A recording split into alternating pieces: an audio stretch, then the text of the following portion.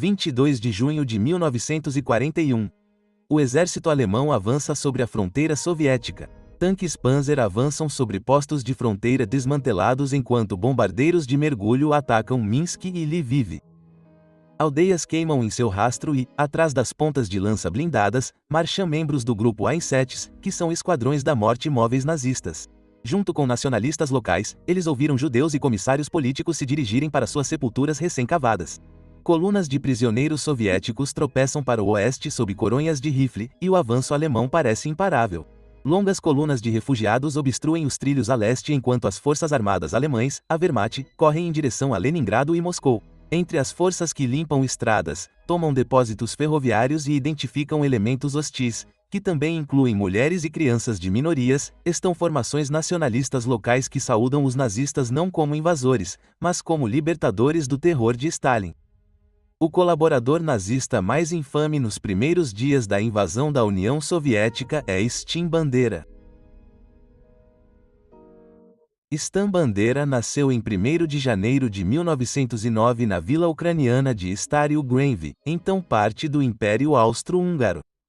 Seu pai, André, era um padre católico grego, e sua mãe, Miroslava, era filha de um padre e de uma dona de casa.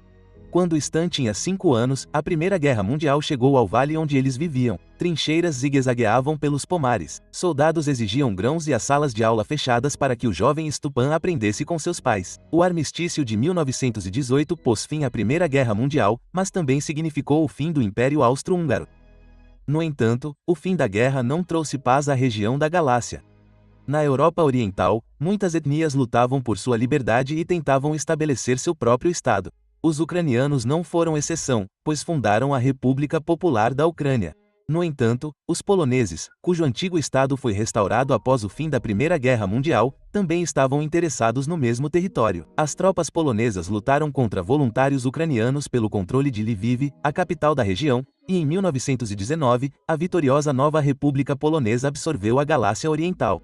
Da noite para o dia, a família Bandera tornou-se súdita polonesa.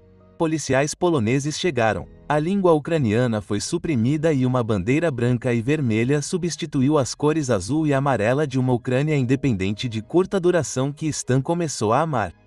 Aos 15 anos, ele se juntou ao Plast, um movimento escoteiro ucraniano que misturava acampamentos com palestras clandestinas sobre história e autodisciplina. Logo depois, ele fez o juramento secreto da Organização Militar Ucraniana, uma liga clandestina de pessoas que acreditavam que petições nunca libertariam sua terra natal e que apenas ações apoiadas por armas poderiam redesenhar as fronteiras e ajudar a criar uma Ucrânia independente.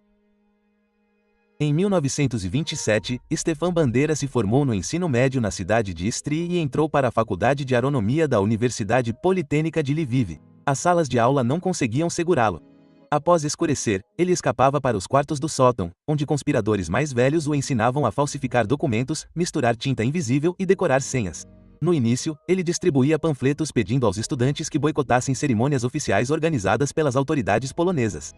Logo, porém, ele estava participando de atividades muito mais sinistras e nunca concluiu os estudos devido ao seu envolvimento no movimento nacionalista.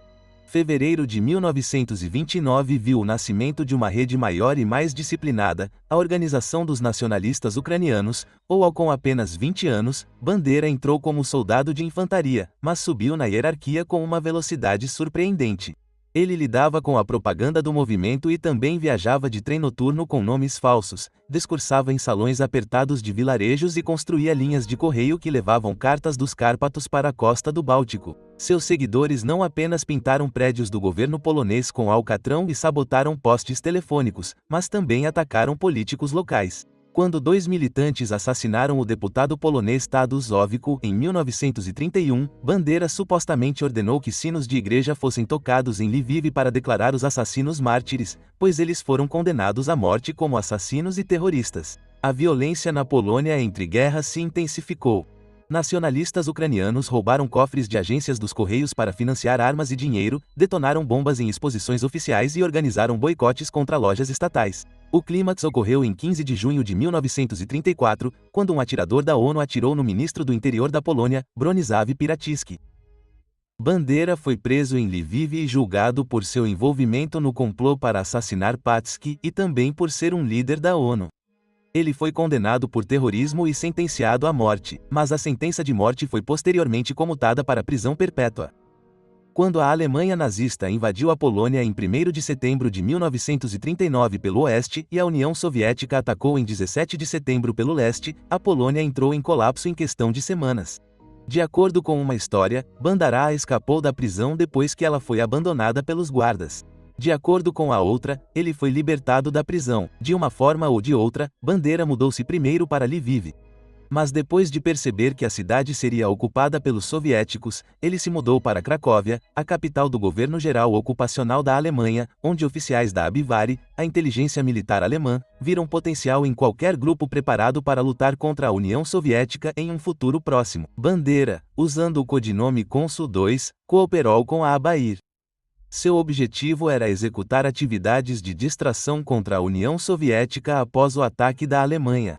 Em 1940, a ONU se dividiu. Outro líder da ONU, André Melnik, liderou uma ala cautelosa que buscou a boa vontade alemã por meio da diplomacia.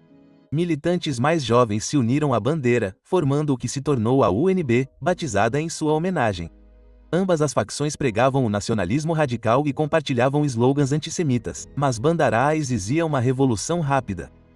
Durante a colaboração com a Alemanha nazista, planejou grupos móveis de 5 a 15 voluntários que seguiriam tropas alemães, hasteando bandeiras ucranianas e tomando administrações locais com o colapso soviético. Com dinheiro nazista, financiou o esforço, encantando oficiais alemães com promessas de sabotagem atrás das linhas do Exército Vermelho. Durante seu tempo em Cracóvia, Bandará se casou com Yaroslava Oparivska. Ela também era membro da ONU e eles tiveram 3 filhos. Entre sua libertação de uma prisão polonesa em 1939 e o ataque da Alemanha à União Soviética em junho de 1941, a facção de Bandera da Organização dos Nacionalistas Ucranianos, a UNB, cooperou estreitamente com a inteligência militar alemã. Antes do início da guerra em agosto de 1939, o Abwehr criou uma unidade de sabotagem de 120 homens chamada Bergbauer Hilfe. Eles foram recrutados entre os seguidores de Bandera e treinados para operações contra a Polônia. O objetivo desta unidade era corroer as defesas polonesas conduzindo uma campanha de terror dirigida a fazendeiros e judeus poloneses. Após Bandera se reinstalar na Cracóvia ocupada pelos alemães, seu relacionamento com os nazistas se aprofundou. Na primavera de 1941, Bandará realizou reuniões com os chefes da inteligência alemã sobre a formação dos batalhões Nachtigall e Roland. Durante esse período, a ONU recebeu 2,5 milhões de marcos do Reich por atividades subversivas dentro da União Soviética.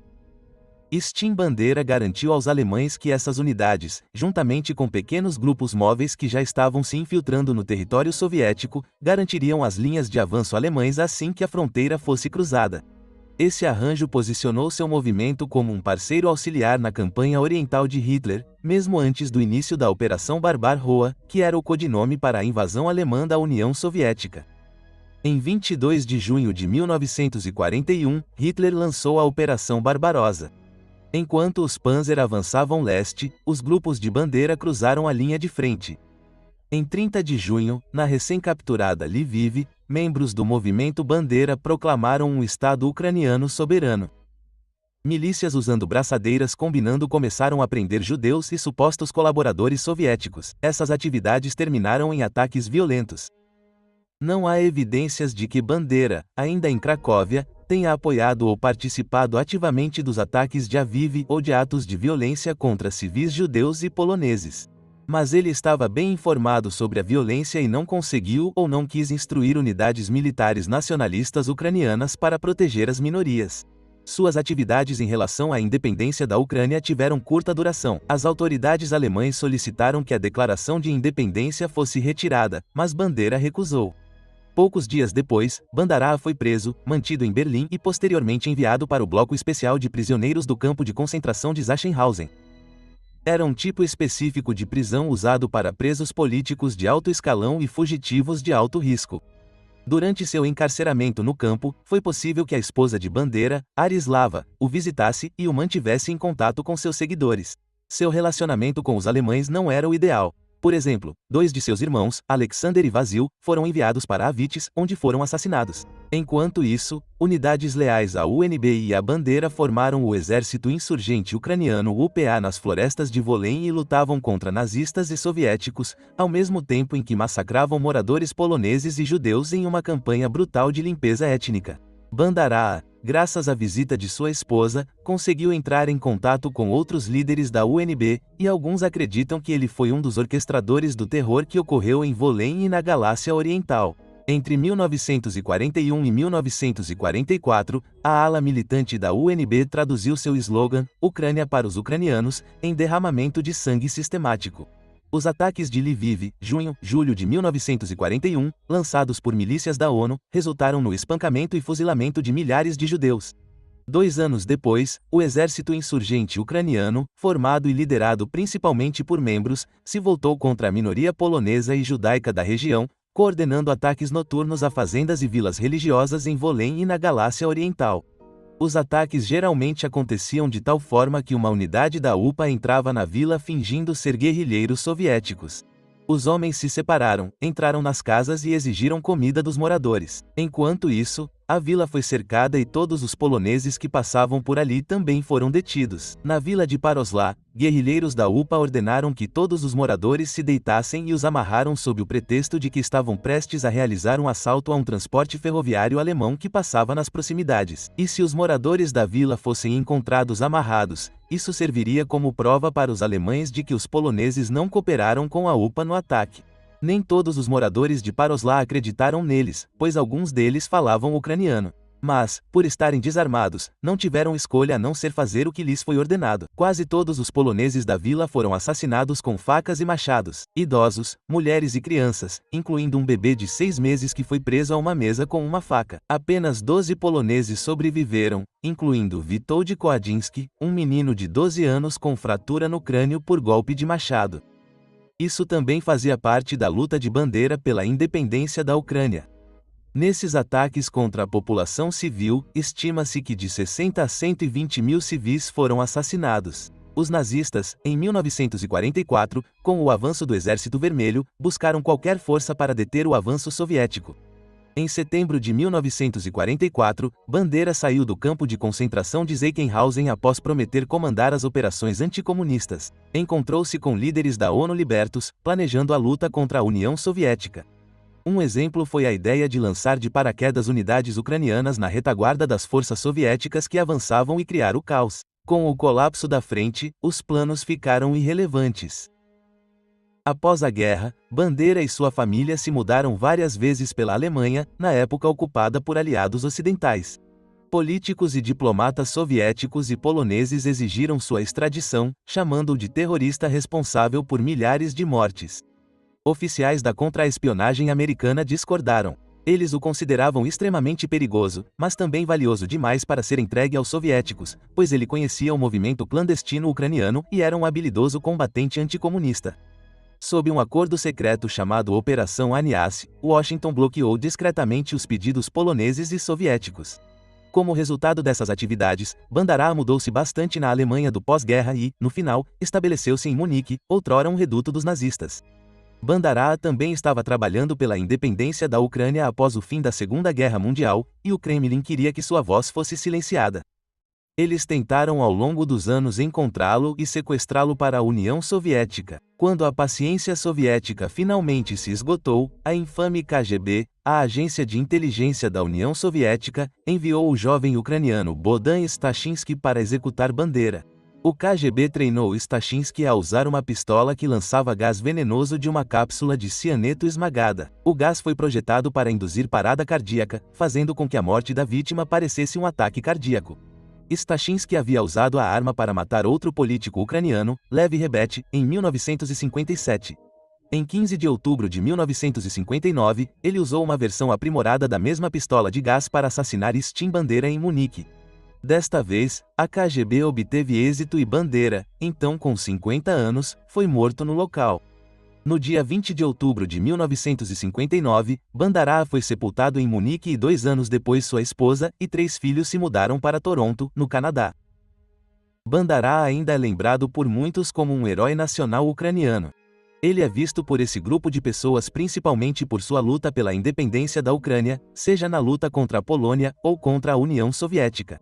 Essa luta, no entanto, estava atrelada ao sofrimento de milhares de inocentes e significava uma aliança com o monstruoso regime da Alemanha nazista.